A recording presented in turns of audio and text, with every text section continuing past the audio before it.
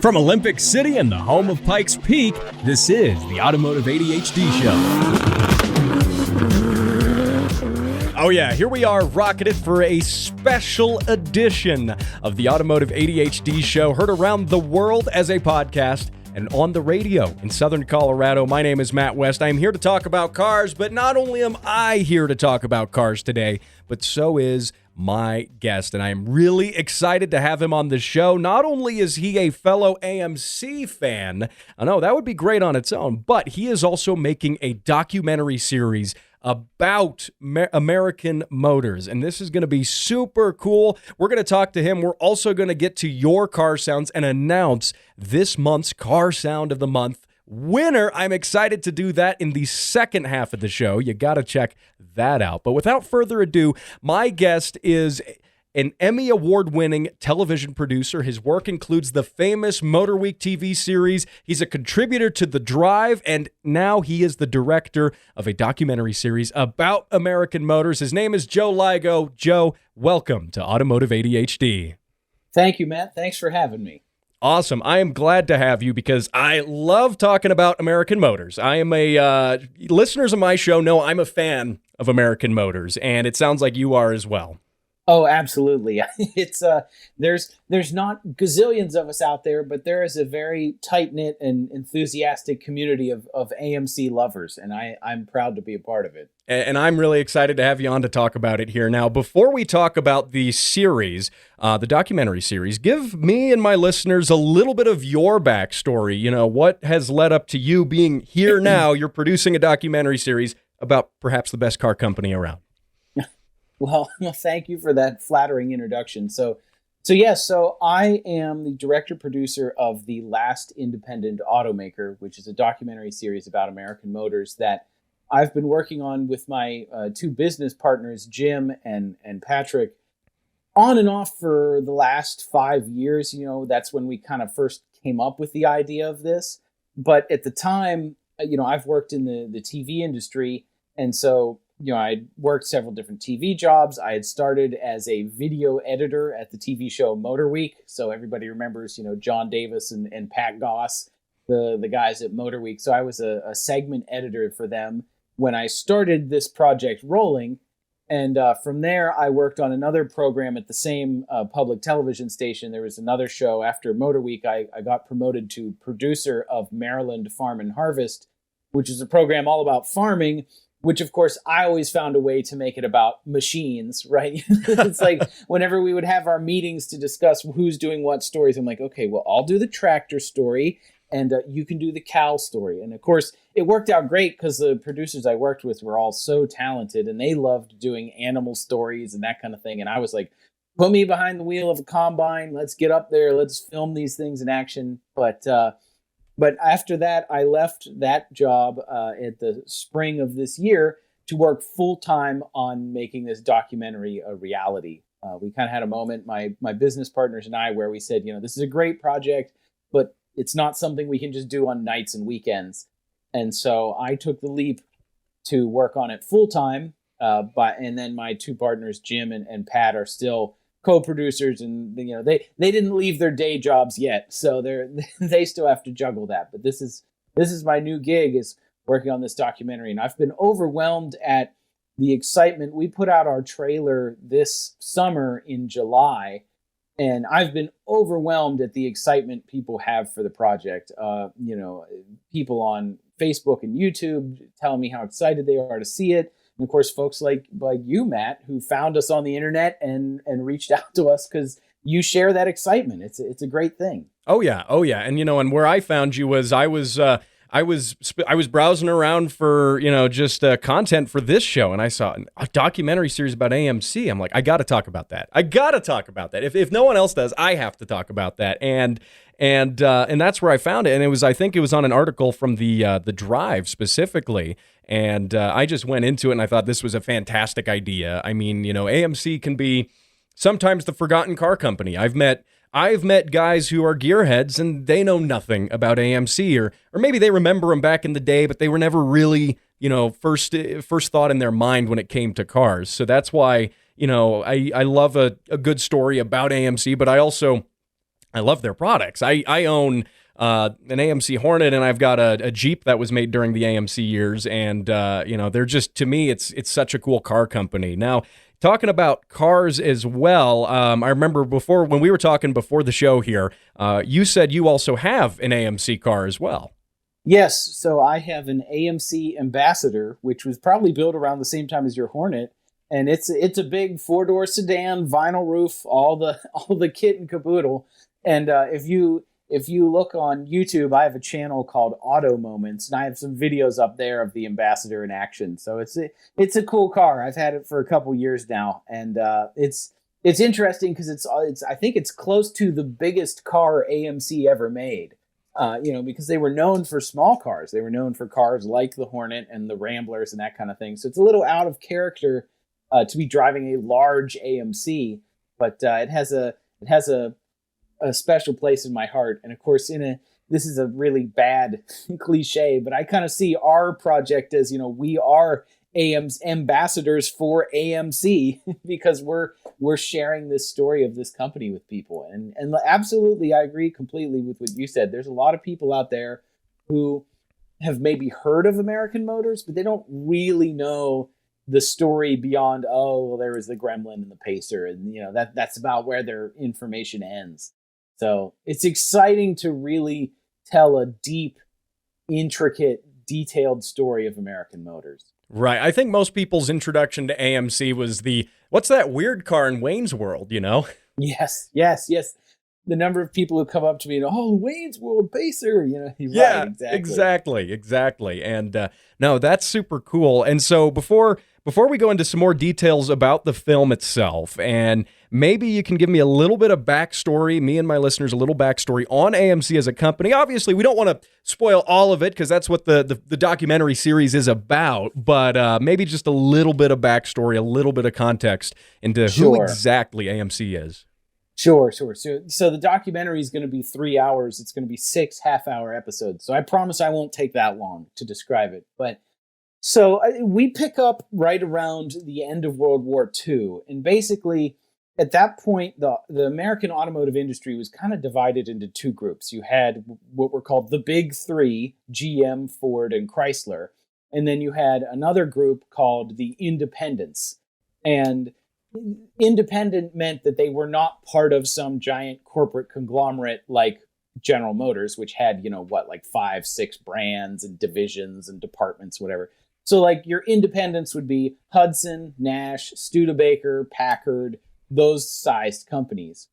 And the president of Nash at the time, right after the war ended, George Mason, was very almost clairvoyant, and he knew that independents would not be able to compete with the Big Three at scale.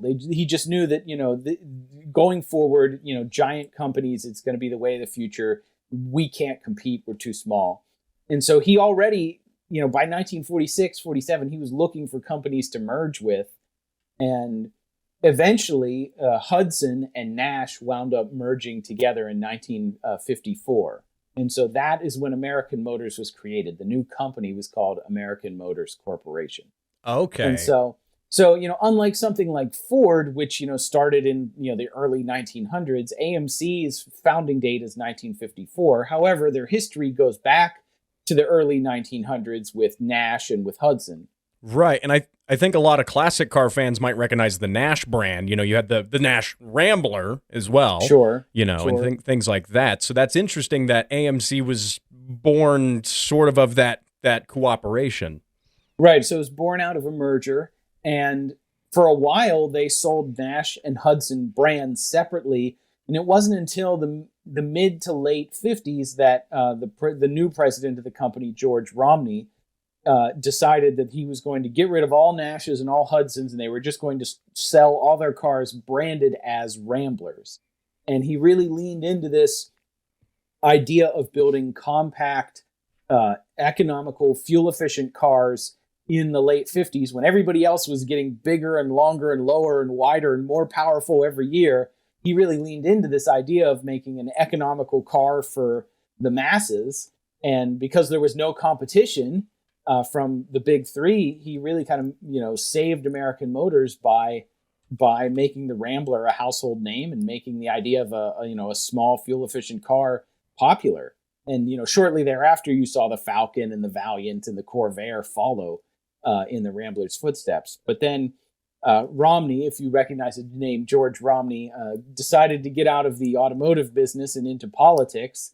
And in his absence, the company took a different approach. And there were some down years and some dark times, and then they sort of rebounded in the late 60s with muscle cars like the Javelin and the AMX, and then back to compact cars like the Hornet and the Gremlin. And so it's this real roller coaster ride through the 70s. We've got the gas crisis, and oil shortages and inflation and all kinds of crazy economic things going on, until finally American Motors finds itself partnering with Renault, which is a French car company, and trying to build French designed cars in the United States, and until finally I won't spoil the ending, although most car enthusiasts know it already, but that didn't work out, and that's why we don't have American Motors today. But we certainly have lots of excellent vehicles from their time that we get to remember the company by. And of course, you mentioned you own a Jeep that was built by American Motors. There was a period where American Motors bought Jeep and owned the Jeep division and built some incredible SUVs and pickup trucks during that time. You think of the old Jeep Wagoneers and the J10, J20 pickups, and even some of the stuff like, the Jeep Cherokee XJ models were all done by AMC. And, there's some great history there, not just of American Motors, but of Jeep as well. Right. And I think that's one of the connections we have to sort of, AMC's lineage still, is all the Jeeps made through basically the TJ generation of Wranglers. Even though Chrysler was in ownership at that time, they were still using that AMC straight six platform that had been around for, 40 years up until that point. Right. Up until, I want to say like 2005 or something. Right. They still use the Jeep inline six, which had previously been the AMC inline six. And, they were, still building inline six engines in Kenosha, Wisconsin for a long time. And so you see AMC's fingerprints are all over the auto industry today, even though the name of the company is no longer there. But I mean, Dodge just announced a new compact SUV called the Dodge Hornet. The Hornet. Yeah. Yep. Right. I saw that. Yeah. So there's AMC connections everywhere.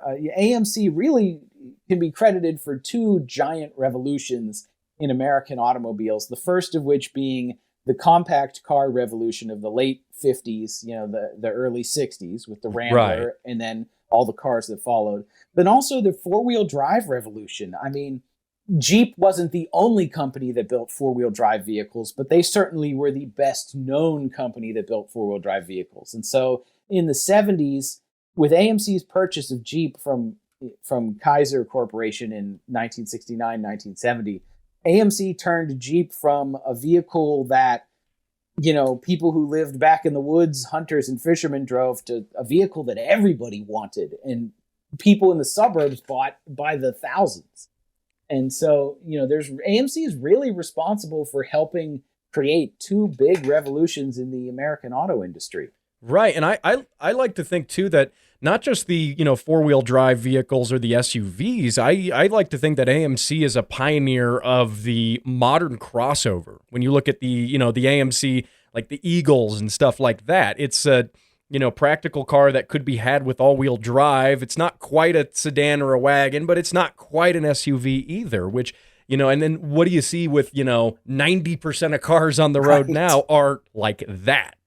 Right, absolutely. And that's one of the things we get into in the documentary is, the AMC Eagle Subaru was already building four-wheel drive cars by that point. So it's not the first four-wheel drive car. It's the first American-made four-wheel drive car.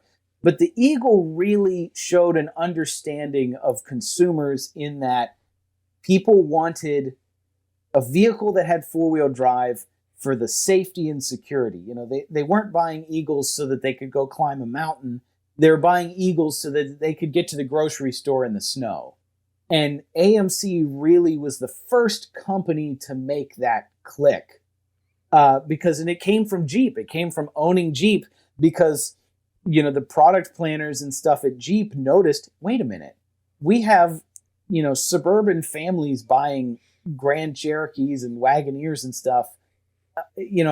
Why are they buying these? They don't live out in the woods. They're not farmers. They're not fishermen. Why are they buying Wagoneers? And it kind of clicked that people like the four-wheel drive for safety reasons, not just for off-roading, but for on-road safety. And so that's where the Eagle really came from.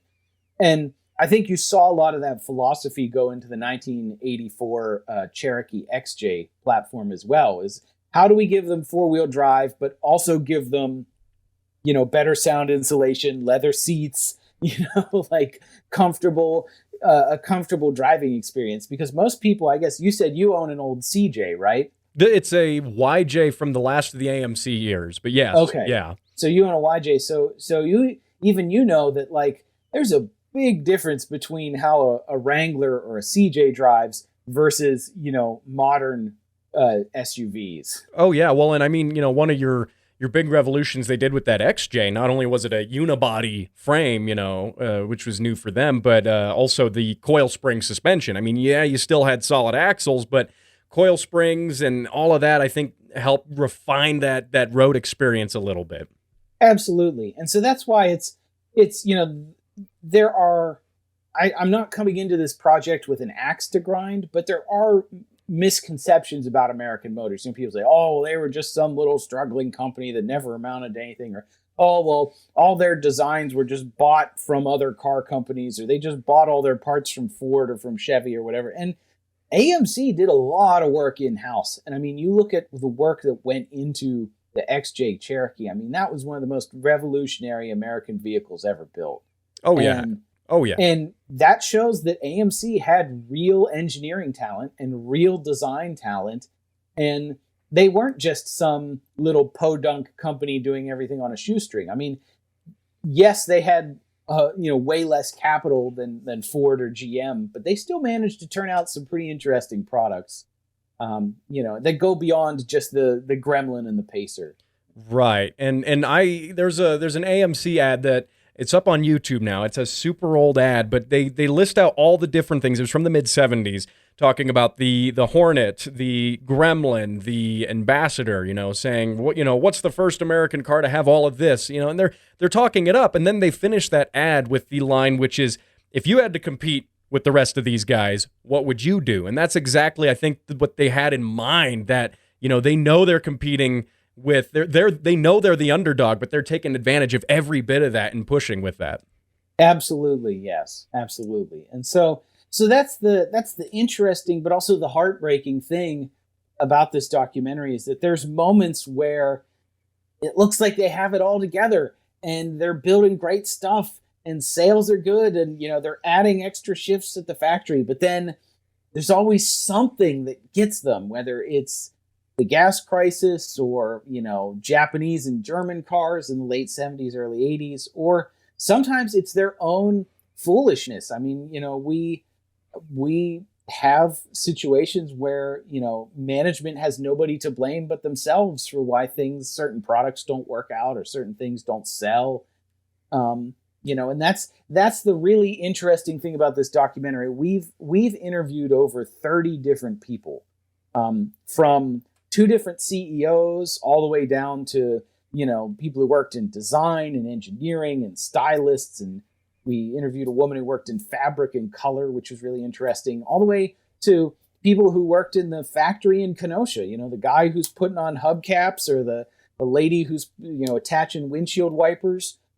And every single person we talked to has a slightly different story of American Motors, and they don't always agree on what went wrong, or why is when asked what happened, why is American Motors not in business anymore, everybody has a slightly different answer. And that's the interesting but also the challenging part of making a documentary, is trying to make sense of the fact that no 2 interviews are the same.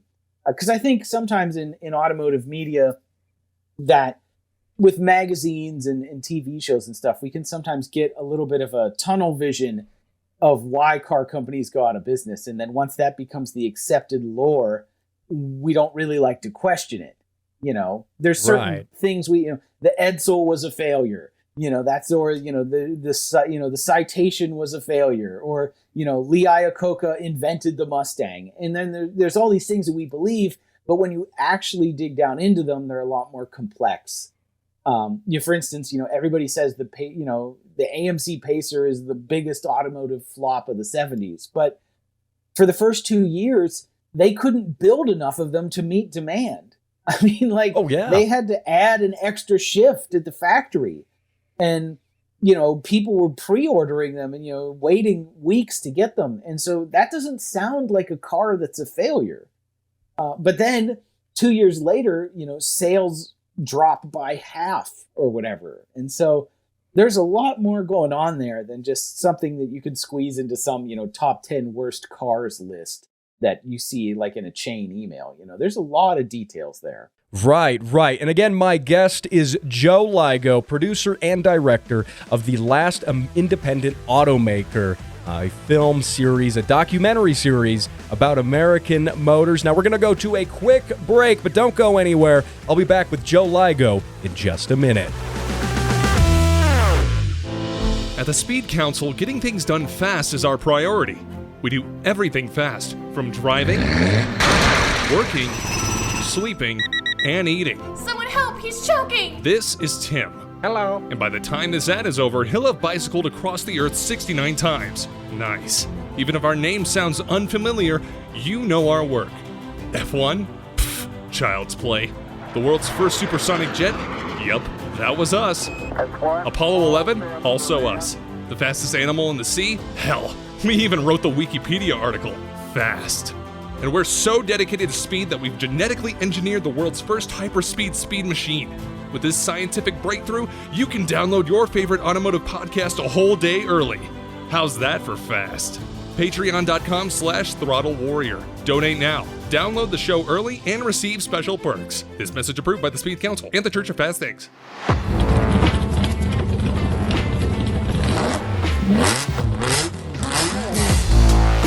Oh yeah, here we are, rocking it for the second half of the Automotive ADHD show. Heard around the world as a podcast and also on the radio in Southern Colorado. My name is Matt West. I'm talking cars. I am talking cars with Joe Ligo as well. But before we get back to my interview with Joe Ligo, that car sound you just heard was courtesy of Artem. You've heard that car before on the show. That is his TVR Cerbera. That specific TVR Cerbera was owned by Ed Bolian previously and was featured in dozens of car magazines throughout the years. And the reason you're hearing that car sound again right here on the show is because Artem is this month's Car Sound of the Month giveaway winner. Yes, I am excited to announce the winner for this month. Now, regular listeners of my show know how this works. You send your car sounds in. I play them on the radio. You tell all your friends, hey, listen to the podcast, listen to the radio. My car is on there. And then you get entered in a monthly drawing for a chance to win a $25 Auto Parts Store gift certificate, as well as the Automotive ADHD keychain and the new Automotive ADHD sticker. And I am very proud to be able to give all these things to Artem. Not only has he been sending in great car sounds, that one included, but he's just been such a fantastic listener of the show, interacting with the show on the Facebook page, facebook.com/Automotive ADHD. Coincidentally, also the same place you go to submit those car sounds for your chance to win. So that is very cool. Now, Artem, I'm going to get everything sent out for you. I am waiting on a resupply of the keychains, though, just as a heads up. So I will have everything sent out. They're telling me it should be at least the first week, if not probably the second week of October. So I'm announcing it here, but no, it'll be just a little bit, getting more keychains in stock. I'll get everything sent out to you, and I'll let you know when it's on the way. So there you go. Now, I want to get back to my interview here with Joe Ligo. I don't want to keep him waiting any longer.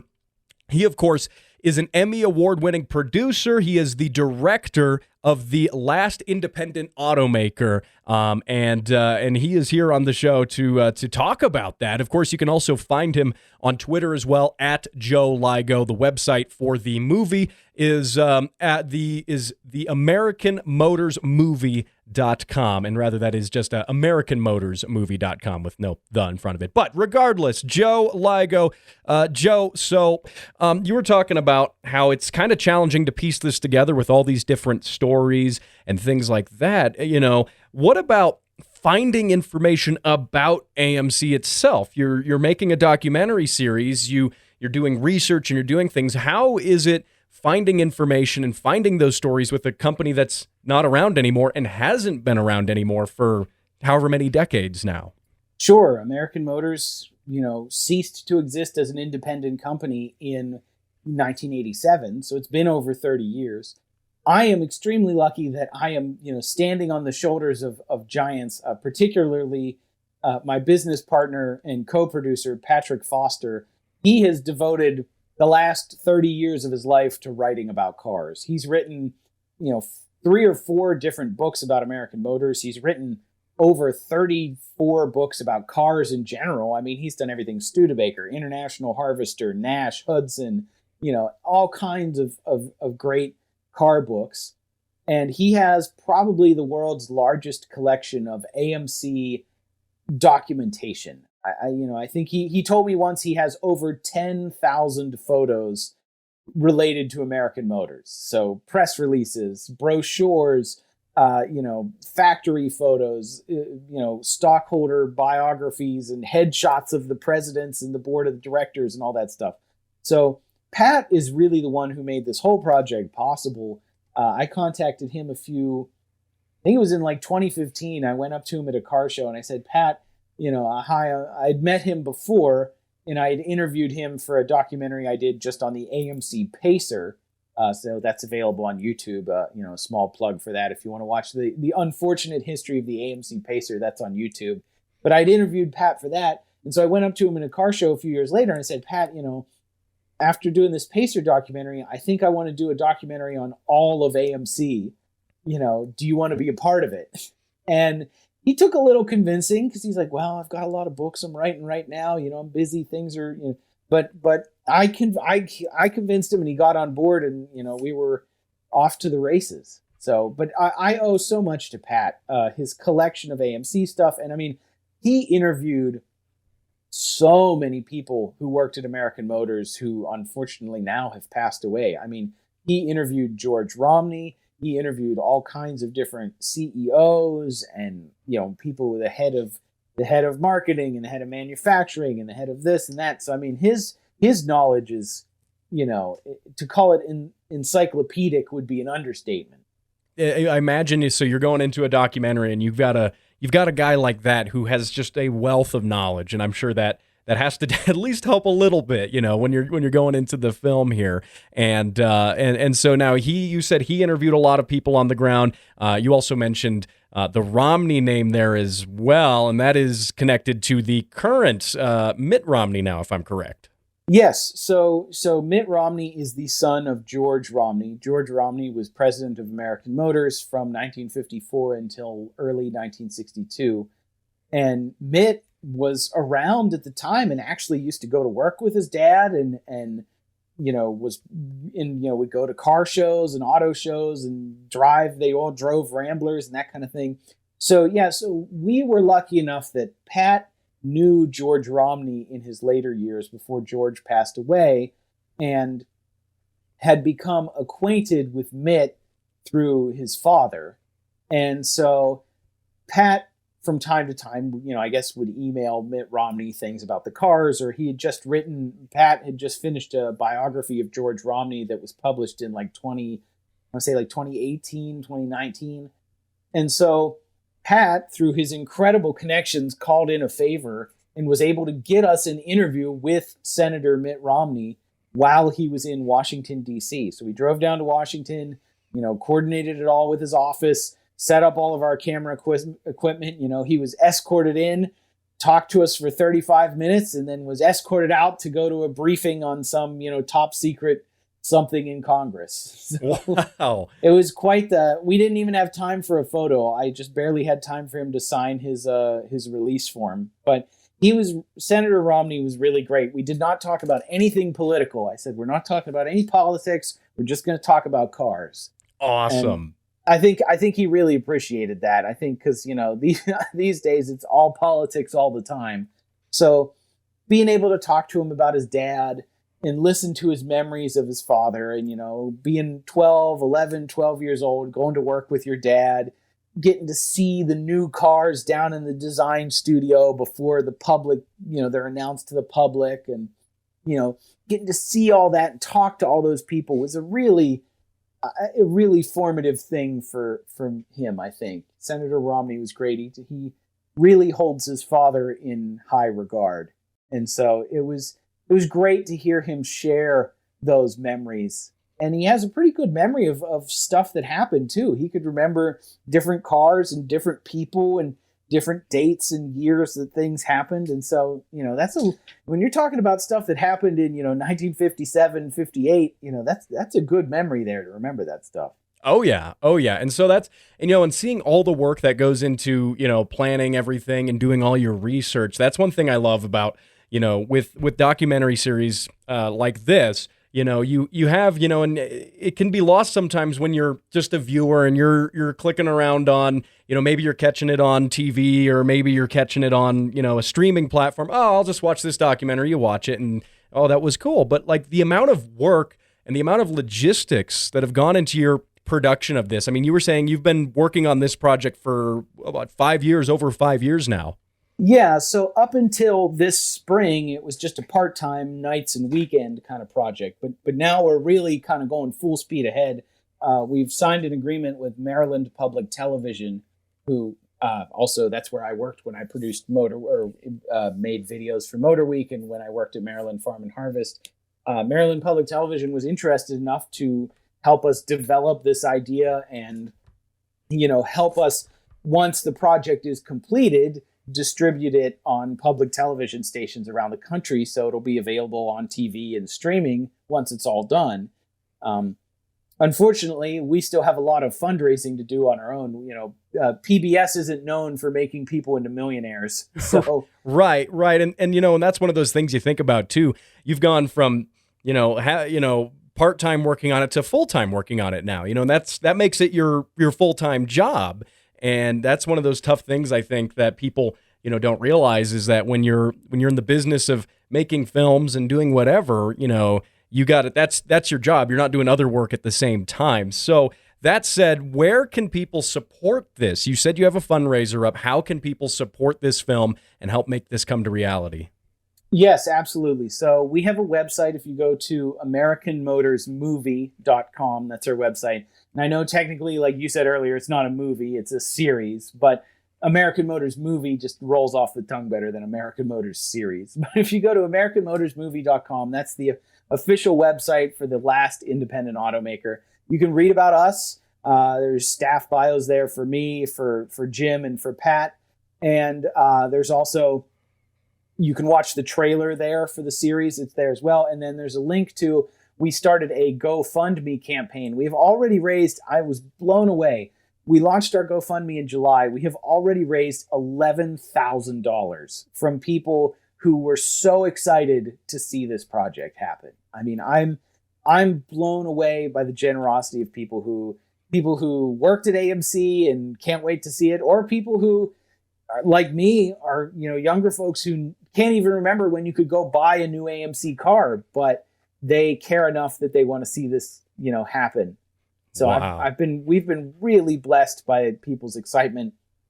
And then on the other end, if there's a corporate sponsor there as well, we have sort of a different process than, something a little more official than GoFundMe. But, since this is going to get national distribution on public television, there is room for corporate sponsors. So if anybody out there listening is interested, please contact us at info@AmericanMotorsMovie.com, or, you can just go to our website, click on the contact tab, and we can walk you through that process as well. So there's, it's really exciting to see people's passion for this. I mean, we've had over 200 donations for a total of, $11,600. And so it's really been cool to see that, because documentary filmmaking is expensive. You've got equipment and travel and insurance and legal things, and you're paying to license music and license footage. And we want to make the best documentary possible. I mean, our goal as a team is to make a project that, 30 years from now, somebody can sit down and watch and still say, wow, that was really good. I'm so glad that, they preserved that history. Absolutely. And, I may be no big corporate sponsor, but I will say while we've been chatting here, and there's another $50 there in that fundraiser from me there. Aww.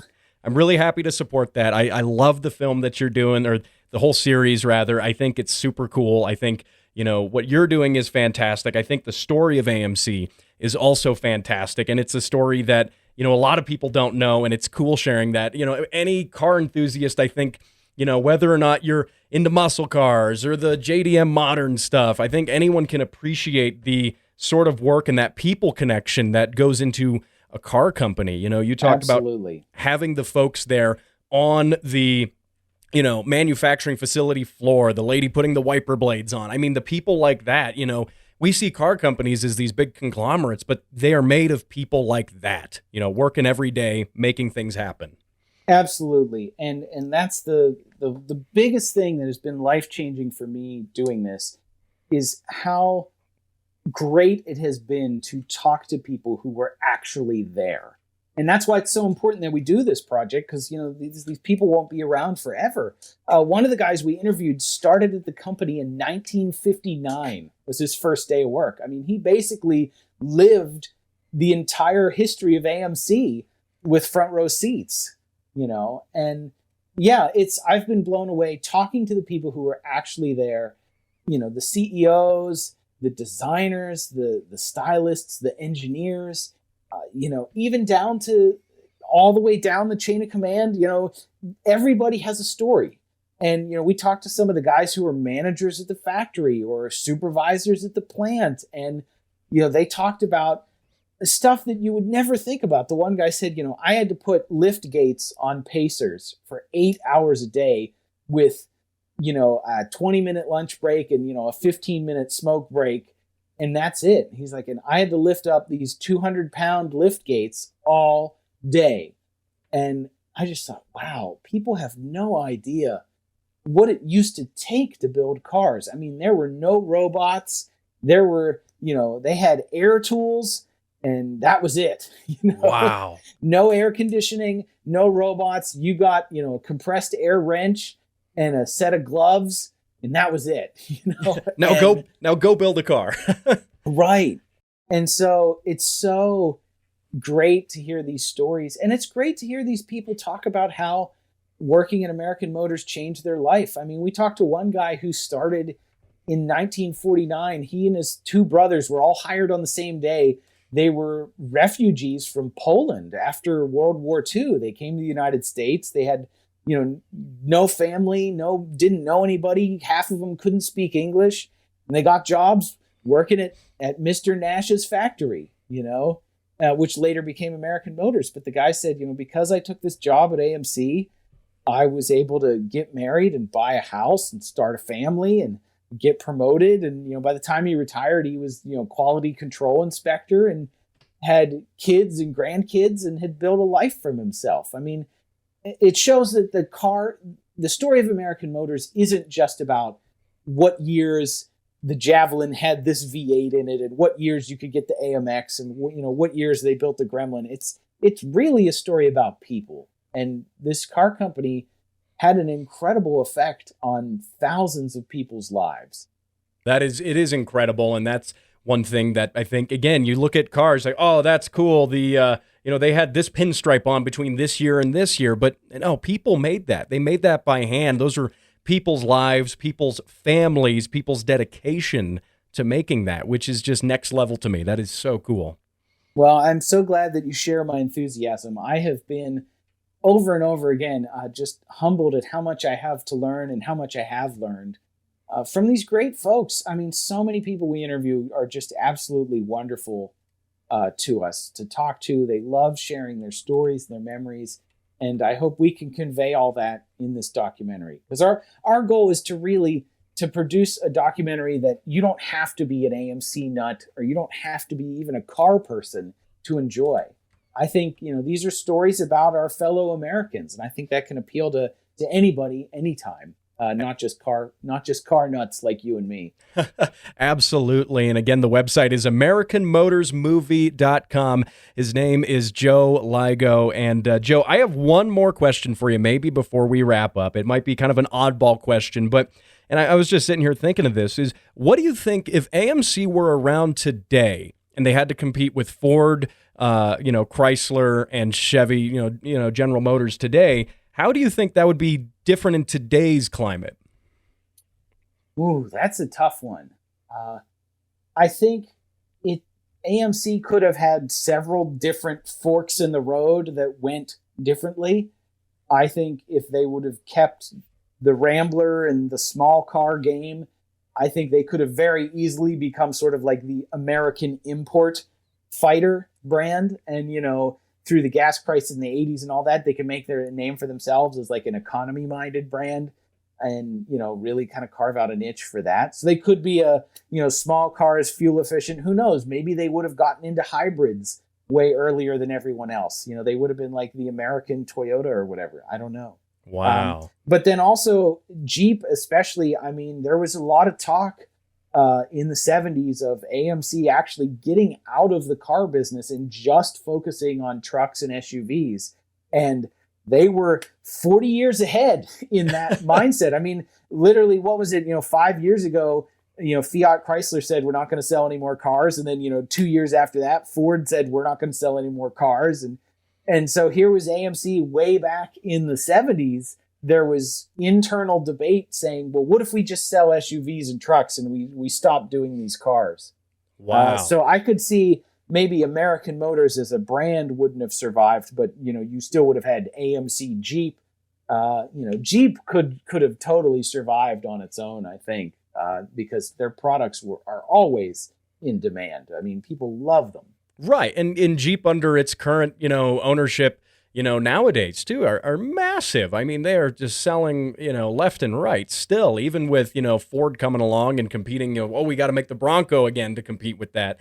And they're still doing it. So no, that's super cool. And that again, to me, just emphasizes how AMC was sometimes ahead of the curve, crossovers, fuel efficient cars, Jeeps, things like that. That's just really cool. And I think, you being able to bring the story of the people behind that to, television, to people's screens who otherwise wouldn't see it. I think that's fantastic. And I want to thank you for joining me on the show. Again, his name is Joe Ligo. The film is The Last Independent Automaker. It is a whole documentary series, a multi-part series, and that's going to be at AmericanMotorsMovie.com for more information. Joe, thank you for joining me on today's show. Absolutely. It was a pleasure, man. Thanks for having me.